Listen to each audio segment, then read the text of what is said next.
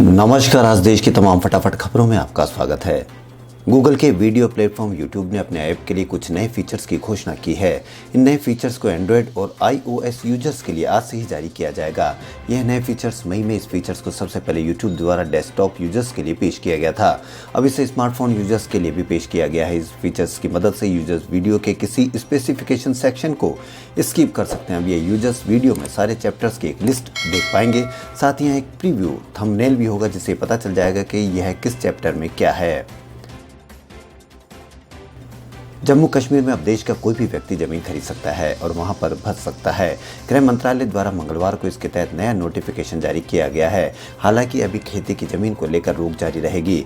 जम्मू कश्मीर के उपराज्यपाल मनोज सिन्हा के मुताबिक हम चाहते हैं कि बाहर की इंडस्ट्री जम्मू कश्मीर में लगे, इसलिए इंडस्ट्रियल लैंड में इन्वेस्ट की जरूरत है, लेकिन खेती की जमीन सिर्फ राज्य के लोगों के लिए रहेगी। केंद्रीय गृह मंत्रालय ने कंटेनमेंट जोन में सख्त लॉकडाउन 30 नवंबर तक लागू करने का फैसला लिया है। सरकार ने मंगलवार को यह निर्णय लिया। गृह मंत्रालय ने रीओपनिंग की गाइडलाइंस को बढ़ाने से संबंधित आदेश जारी किए हैं। मंत्रालय के मुताबिक 30 सितंबर को जो गाइडलाइन जारी की गई थी, वो अब 30 नवंबर तक लागू रहेगी। कोरोना वायरस के संक्रमण को फैलने से रोकने के लिए सरकार ने 24 मार्च को पहली बार लॉकडाउन लागू किया था। करीब 3 महीने तक सख्त लॉकडाउन लागू करने के बाद इसमें छूट दी गई है। सरकार ने अनलॉक की शुरुआत की है।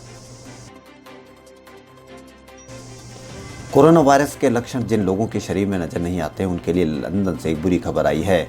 Imperial college London of market research firm Ipsos MORI ने दावा किया है कि बगैर लक्षण वाले कोविड-19 मरीज सिम्प्टोमेटिक मरीजों की अपेक्षा जल्दी एंटीबॉडीज खो देते हैं। इससे बिना लक्षण वाले मरीजों के दोबारा संक्रमित होने का खतरा बढ़ सकता है।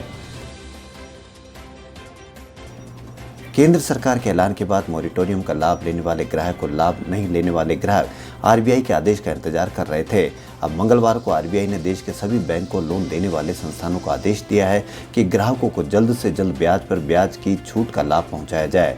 दरअसल भारतीय रिजर्व बैंक ने सभी लोन देने वाली एजेंसियां, जिसमें गैर बैंकिंग वित्तीय कंपनियां शामिल है, उनसे 1 मार्च से शुरू होने वाले 6 महीने की मोहलत की अवधि के लिए 2 करोड़ रुपए तक के लोन पर ब्याज के ऊपर लगने वाले ब्याज को लौटाने का आदेश दिया है।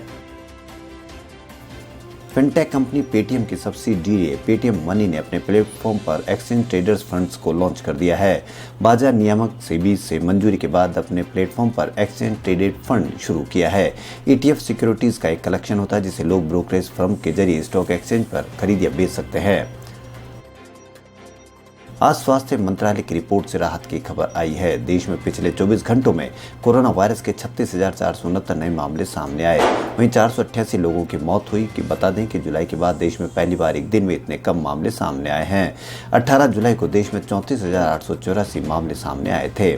वहीं मृत्यु दर 1.5 हो गई। वहीं रिकवरी दर भी 90.62% हो गई है।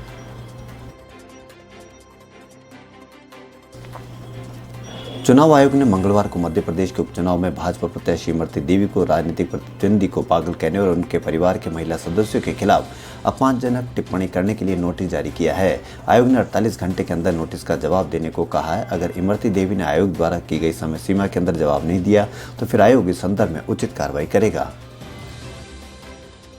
टीवी कवरेज के दौरान सांप्रदायिक घृणा फैलाने के आरोप का मामला सोमवार को सुप्रीम कोर्ट पहुंचा। Chief justice S A Bobde ने रिपब्लिक टीवी के चीफ एडिटर अर्नब गोस्वामी की रिपोर्टिंग शैली पर तर्क टिप्पणी की और कहा कि आप अपनी रिपोर्टिंग के साथ थोड़े पुराने जमाने के हो सकते हैं। सच कहूं तो मैं इस स्तर की बहस को कभी स्वीकार नहीं कर सकता। बहस का स्तर सार्वजनिक रूप से ऐसा कभी नहीं रहा।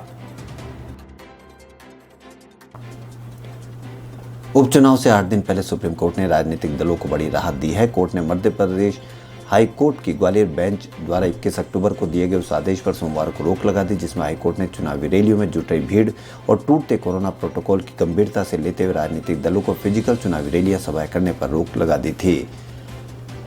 खबरों में फिलहाल इतना ही। यदि आपको हमारा चैनल पसंद आए तो लाइक, सब्सक्राइब और शेयर अवश्य करें। धन्यवाद।